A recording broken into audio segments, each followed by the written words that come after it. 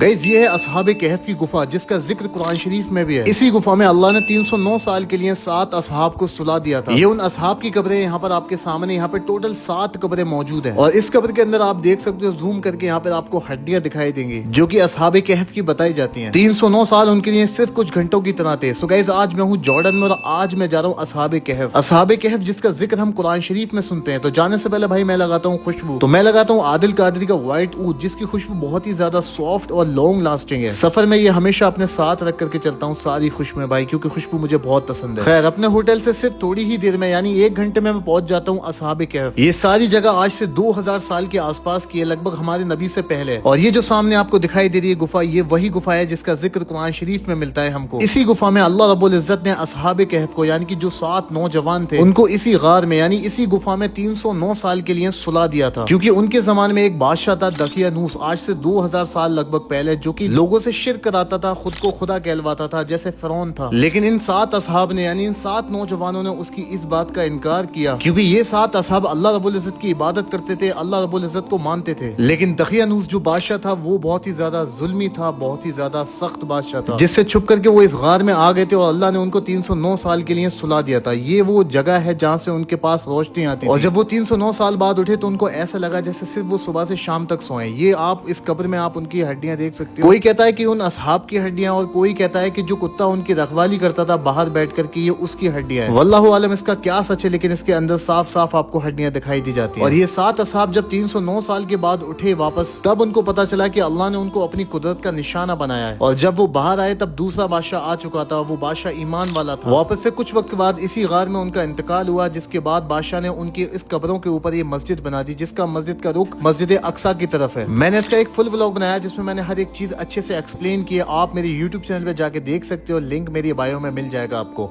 और नीचे लिंक पे क्लिक करके भी देख सकते हो।